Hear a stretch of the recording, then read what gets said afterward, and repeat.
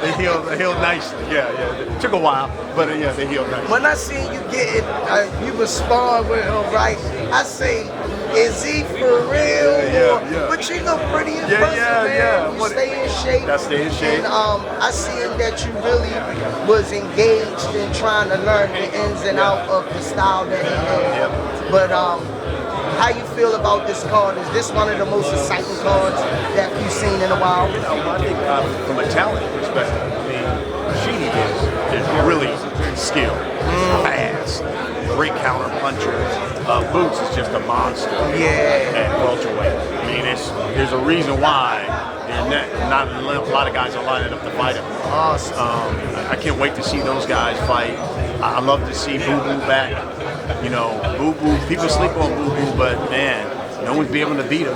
And the guy's always been a winner. Let me ask you about that, Mr. Custer, about Boo Boo.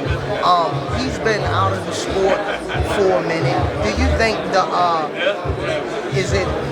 are you concerned about any ring rust with Boo Boo? And he's going up to another division. Yeah, I think, you know, obviously, like he said, his body's probably too big for 160. No, I think he's only been out because he had that shoulder injury. So he had, they had to rehab that. I just think, people saw him over on, I think it was when he was over across the street at DAZN. Correct. And he wasn't getting big fights.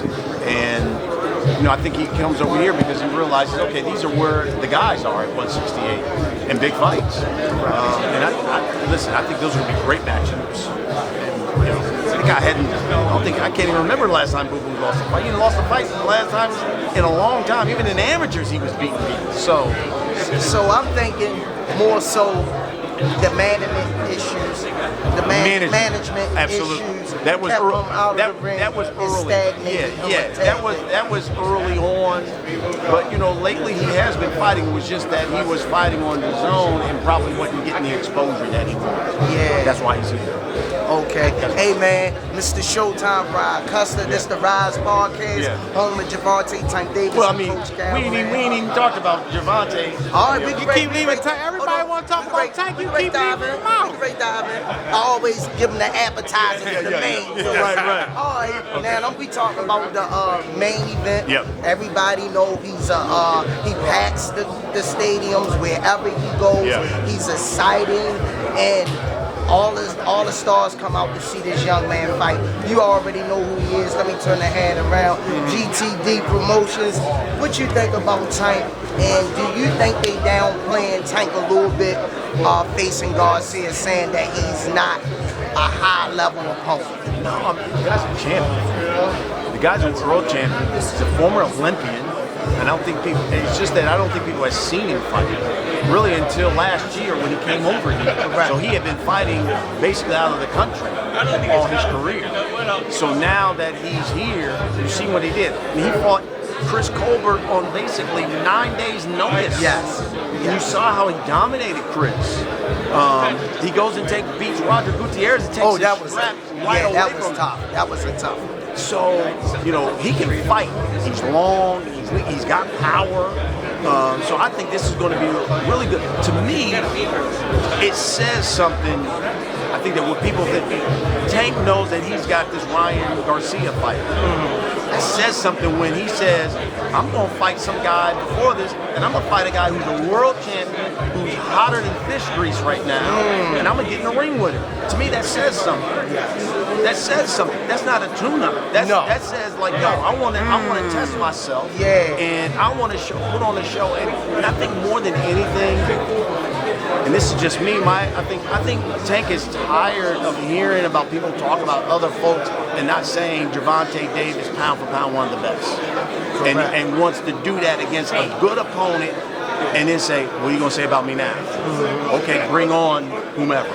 Whether it's Ryan, or whether it's, Loma, whether it's Haney. And I think that's really his game plan going forward. And what I really respect about Gervonta, what I don't hear a lot of fighters say, he's very humble. Yeah. He doesn't overlook no opponent, and he understands anybody put gloves on could be dangerous, potentially dangerous, and that's what I respect about him. that, you know, he considers all of that. He don't overlooks his opponent. And one thing I think too gets lost in translation, he's a really intellectual fighter. Everyone just looks at the power. Yes. I mean, like, oh my God, he's just a power player. No, if you look at Tank, you know, you fight Isak Cruz with one hand. That's a high level With pressure on. skill. To do that and dominate that kind of fight against a fighter like that, who's just coming forward. You look even the Rolly Romero fight, people were looking at it like, oh my God, what is he doing? He's giving away rounds. No, he was looking like, okay, this dude's doing both. I'm just trying to set him up for that one. Oh, here it is, boom. Yeah. He's patient, and he knows, he's thinking, he knows what's going. So to me, I think that kind of gets lost with Tank. Sound like to me, Mr. Custer, you just not Mr. Showtime. You know your box. Absolutely. Roger In the Mayweather words of said that. Roger Mayweather, you know your boxing. But Boots Ennis, where do you place Boots Ennis in the 147 division, and where do you see him ranked amongst Earl and Bud? Yeah, for me, I've got Errol number 1, I've got Bud number 2, and I have Jerron number 3, right there. You know we beefing with that number 2, but go ahead. You got that's Brown. You gotta ask him the question. You gotta ask him the Rize podcast question. Because, you know, listen, I give deference to the man who's got all the straps. He's done it. And you look at the competition he's fought.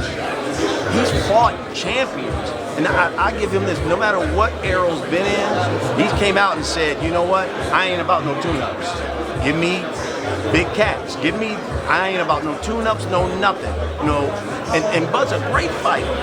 He's phenomenal. I love me some Bud Crawford. But you ain't gonna see Errol Spence fight Easy. Nah, give me a champion. Give me champions. I don't want nothing but champions on mine, because he's all about legacy. And I think that's why he really wants this fight so much. Don't get me wrong, I think Bud wants it too. But I think Errol really is about legacy. And if you look at, let's say, his last 5 opponents, it shows it. Yeah. So, Quick question. I gotta ask this. Go ahead, champ. I'm glad you brought up Spence and Bud.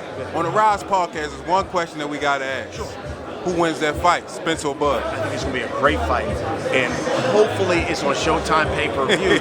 And if it's on Showtime pay-per-view, I'll give you the answer. I like that one. I like that one.